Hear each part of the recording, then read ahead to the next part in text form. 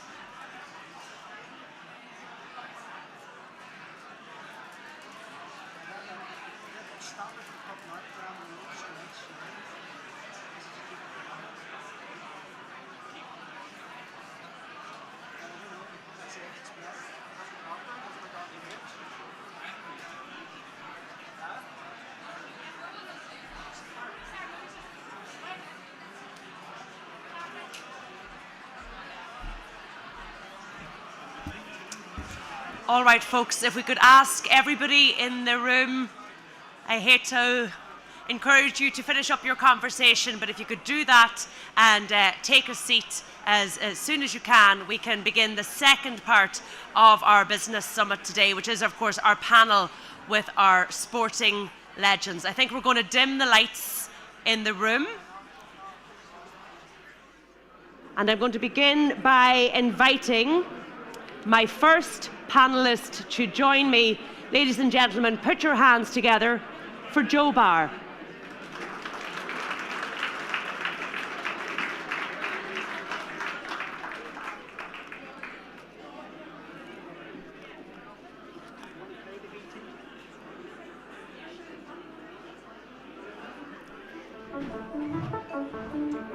For me personally, cycling is something that allows the involvement of the escape.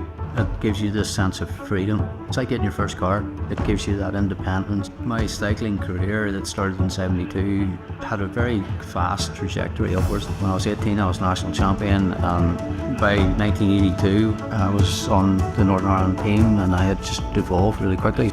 And here I have evolved to 60 years old, and I'm still doing this. That's one part of it. The second part of it is I'm getting better. You know, our objective is one objective, and that's to keep the bike moving forward.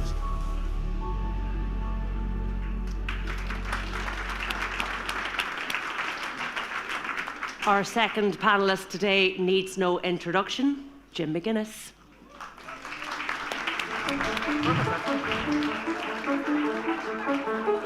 There's 4 words that I use when I talk to young people a lot. The thing I find about young people, confidence is a massive thing. You know, they don't believe in themselves, and there's young people in schools all over the country tonight, and they can be whatever they want to be. They can be doctors, they can be surgeons, they can be football players, if they totally make a commitment. The 4 words is commit, focus, believe and achieve. How do we get to number 1? How do we need to live our lives? What does the management need to do? Once we had that all down on paper, we had a vision. It was a really good start point. And my final panellists, Patsy McGonigal.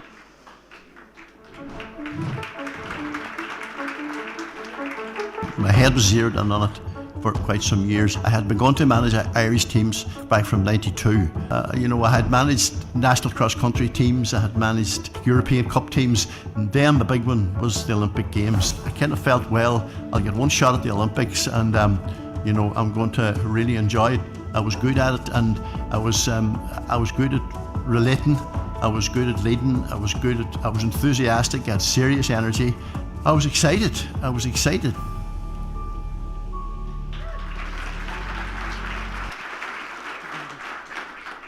I'm laughing here. If the first committee of business leaders are still in the room, they'll be wondering, why did they not get a video? Next time round, folks, I promise. Before we get started with our panel, can I just ask everybody in the room to check their mobile phone? If possible, it's only for an hour, try and switch it off so we don't have any interference with the mics. We want to make sure that everybody in the room can hear what's being said, and that the flow of conversation and thought isn't interrupted. And if you do have any questions, do put your hand up, and we'll send the mic around. And I promise, for everybody in the room wondering what the Donegal team are going to achieve this season, I will ask Jim McGuinness that at the end, rest assured. But I want to start with you, Joe Barr. You've really had 2 careers, haven't you? Yes, I've been very fortunate. First career was in what we would refer to as mainstream cycling. I retired in 1999, and I got involved in endurance cycling in 2009, and arguably the second one is the best of the 2. Why is that? It's been the most successful. You know, after I got to Race Across America, everyone sort of thought that I was a bit crazy at the time, that, you know, here was a guy with no experience and he was going to take on something that's literally listed as the 3rd most difficult thing in the world to achieve, but with not an awful lot of experience in it. But I always had self-belief. It was, I think, the gift that my mum gave me here in Donegal, and I've run with that for all those years. So I always believed that we could do it, and we have. I mean, you say we, but ultimately what you thought is, I can do it, wasn't it? Not initially, really. at the outset. Well, yes, but like in the world that I'm in today, you know, I know it's very easy to look at, oh, I'm on the bike solo or whatever, but that's not actually a true reflection of what the environment really is. You know, I have a very, very, very good and a very, very well established team of people that work around me, and when we go to make a big race like Race Across America, it's a team effort. And we have one saying in that, and you've heard me say it there, is everybody asks the same question of themselves: is what I'm doing right now moving the bike forward? And if I'm not doing that, I need to stop. So it doesn't matter whether they're beside the bike or away in a hotel having a sleep or whatever, they ask themselves the same question. Tell me about how you moved from professional cycling to endurance cycling. What was the catalyst for that? I'm going to go back to Willie and say, have you got an hour? I think